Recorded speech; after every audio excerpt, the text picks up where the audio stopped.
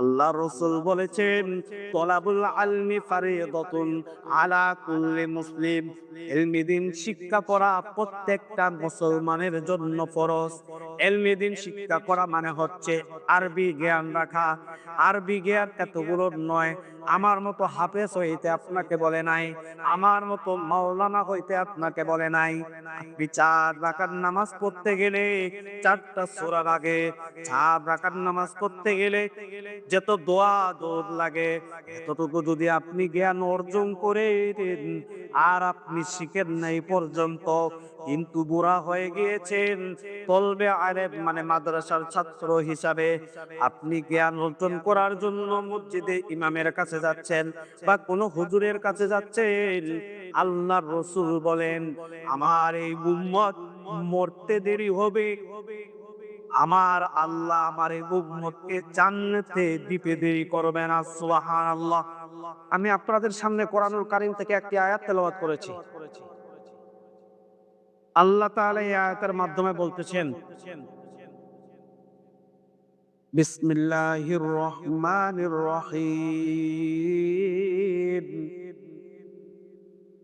ওয়া ইযা তুলিয়াত আলাইহিম আয়াতুহু যাতাতুহুম ঈমানা। আমি আপনাদের এলাকার একটা ছোট ভাই, কারো বা ভাইস্তা, কারো বা নাতি। আমি আজকে আপনাদেরকে বলে যাই, আল্লাহ তাআলা বলেন, তোমাদের ঈমান কিভাবে তোমরা বাড়াবা, আমি আল্লাহ তোমাদেরকে কোরআনের মধ্যে বলে দিচ্ছি। ওয়াজিজা তুলিয়াত আলাইহিম আয়াতুহু যাদাতুহুম ঈমানা। আল্লাহ রাব্বুল আলামিন এই আয়াতের ব্যাখ্যা করেছেন।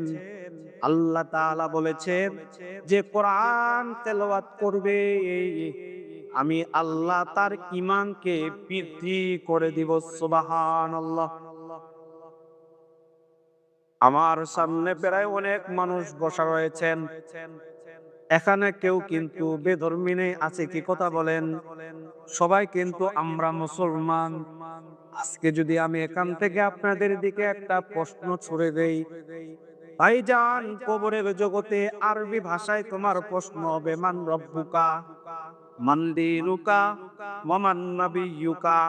তোমাকে কিন্তু আল্লাহ বলবে না দিনাজপুরের ভাষায় যে, হে দিনাজপুরের সদরের মানুষ, তোমরা বলো তোমার রব কে, তোমার নবী কে, তোমার দিন কি। বাংলা ভাষায় কিন্তু আল্লাহ বলবে না। আল্লাহ আপনাকে আরবি ভাষায় প্রশ্ন করবেন, তখন কিন্তু আপনাকে আরবি ভাষায় উত্তর দিতে হবে, ঠিক কিনা জোরে বলেন।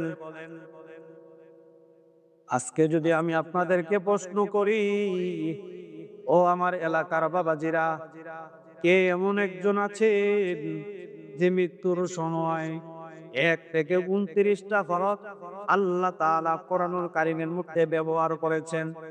আল্লাহ তাআলা জবর, জের, পেশ এবং তাসদীদ ব্যবহার করেছেন। আল্লাহ তাআলা অনেক মত গুণনা কোরআন শরীফে ব্যবহার করেছেন। আমি অতদূর আপনাদের কাছে শুনতে চাই না, আমি আপনাদের কাছে একটা শুধু শুনতে চাই, কে এখানে এমন বান্দা আছেন যে আলিফ থেকে ইয়া পর্যন্ত এক বাক্যে দাঁড়িয়ে বলতে পারবেন? অনেকজন কিন্তু বলতে পারবেন না, ঠিক কিনা জোরে বলেন, জোরে সরে বলেন না। আল্লাহ রাব্বুল আলামিন বলেন, বান্দা, তোমার অন্তরটা আমি অনেক নরম বানিয়েছি। আমি তোমার অন্তরটাকে অনেক নরম বানিয়েছি। তুমি যদি বলো তোমার অন্তরটা কিরকম, আমি আল্লাহ তোমাকে বলবো, তোমার অন্তরটা আমি তুলার চেয়েও নরম বানিয়েছি। সুবহানাল্লাহ। কিন্তু বান্দা, আগা, যখন তুমি আমার ইবাদতকে ভালোবাসো না, আমার কোরআন থেকে দূরে চলে যাও, তখন কিন্তু আমি আল্লাহ তোমার এই অন্তরটাকে, তোমার দিলটাকে পাথরের চেয়েও বেশি শব্দ করিয়া দেই বলি নাউজুবিল্লাহ। এ বান্দা, শুধু পাথরের মতো শক্ত কই না, তোমার কলবটা আলোকিত করো, তোমার কলবটা আলোকিত করো নূরের মতো তাজাল্লিওয়ালা কলব। যখন তুমি তোমার গুনাহটাকে বেশি মহাব্বত করে নাও বান্দা, আমি তখন তোমার ওই দিলটাকে আলোর জায়গায় অন্ধকার দিয়া ভরে দেই। সবাই বলে নাউজুবিল্লাহ। আমরা এখানে অনেকেই আছি এখনো কিন্তু ৫ ওয়াক্ত নামাজ কিন্তু ধরে নাই, ঠিক কিনা জোরে বলেন। আপনি যদি বলেন যে ও রাকিব সাহেব, আমার মৃত্যুর সময় এখনো আসে নাই, তাহলে আমি আপনাকে বলতে চাই আমাদের মাহফিলের সদস্য মাহাবুর ভাই মৃত্যুর জন্য প্রস্তুত ছিল না, জোরে বলেন ঠিক কিনা। আমার সত্য ভজন বরবা ইমামুল ইসলাম পাকা ভাই মৃত্যুর জন্য কিন্তু প্রস্তুত ছিলেন, ঠিক কিনা। তাহলে আপনিও দাবি করতে পারবেন না আমার মৃত্যুর সময় এখনো আসে নাই, ঠিক কিনা জোরে বলেন। আল্লাহ বলেন বান্দা, কাকা আমি যখন তোমার মৃত্যুটাকে দিয়ে দিব, যদি তোমার 12টার দিকে মৃত্যু নির্ধারণ করে রেখে দেই, আমি আল্লাহ কখনোই 11টা 59 মিনিট 59 সেকেন্ডও বাজাবো না। আমি আল্লাহ 12টা 1 সেকেন্ডও বাজাবো না।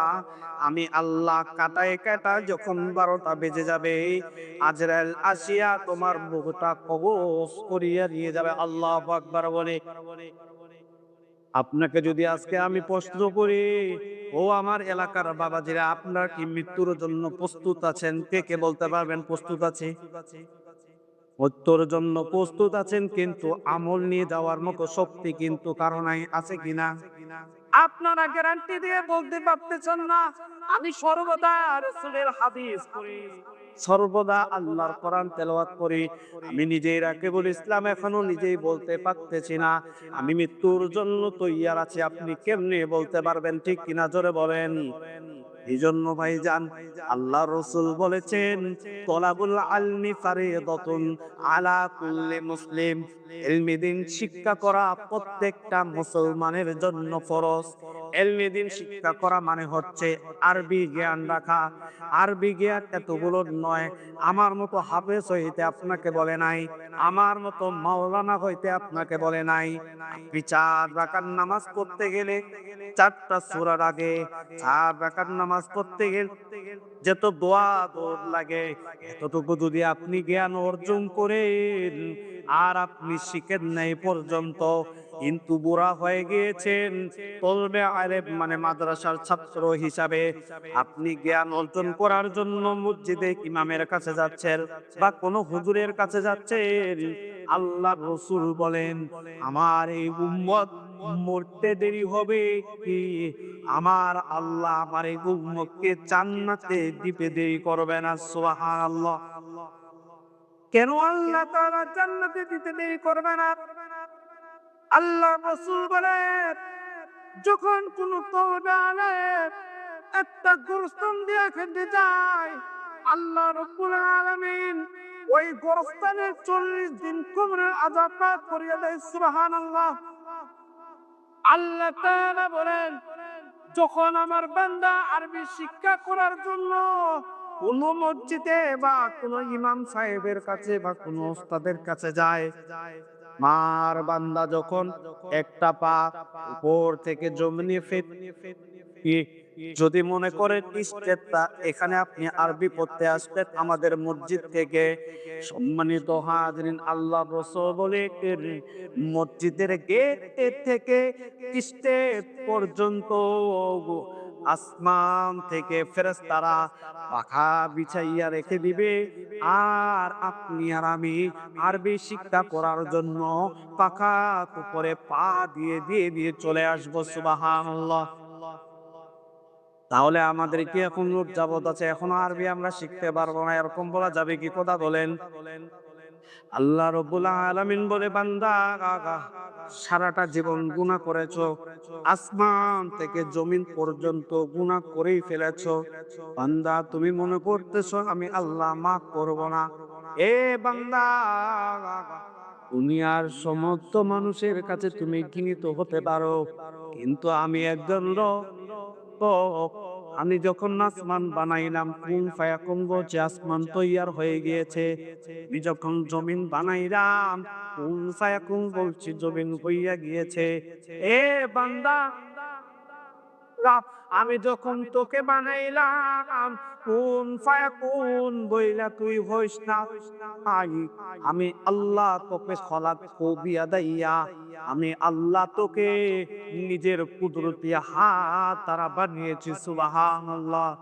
হে সম্মানিত মুসলমান, হে দিনদার মুসলমান, আপনি যদি আজকে তাকিয়ে দেখেন, এই গোলা থেকে নিচ পর্যন্ত আমার যেরকম আছে, একটা অপর ব্যক্তিরও তেরকম আছে না নাই?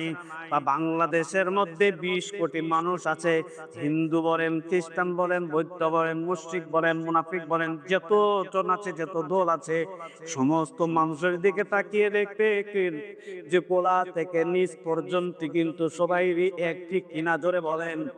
আল্লাহ তাআলা বলে, বান্দা আমার এই নিজের কুদরতি আমি তোকে গোলা থেকে নিজেই বানিয়েছি। সুবহানাল্লাহ।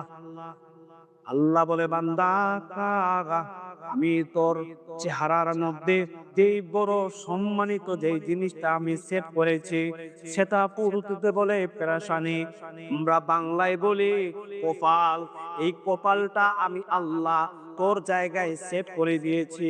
বান্দা, শত গুনাহ করার পর যখন তুই ফজরে আসিয়া, জোহরে আসিয়া, সরে আসিয়া, মাগরিবে আসিয়া, এশারে আসিয়া যখন আমার পা মোবারকে সিজদা করিস, আমি আল্লাহ আর অতীতের কোনো কিছুই মনে রাখি না।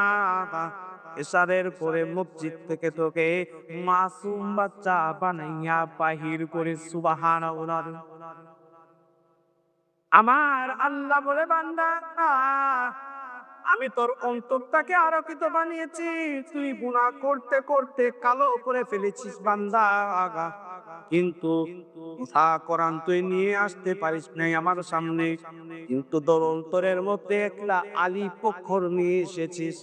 বান্দা, তোর কোটা বডিটাকে যদি আমি জাহান্নামের আগুনের মধ্যে নিক্ষেপ করিয়া দেই, এই কলবটাকে বা যেই জায়গার মধ্যে তোর আলিফ শব্দটা আছে, ওই জায়গাটাকে আমি আল্লাহ জাহান্নামের মধ্যে নিক্ষেপ করব না। সুবহানাল্লাহ।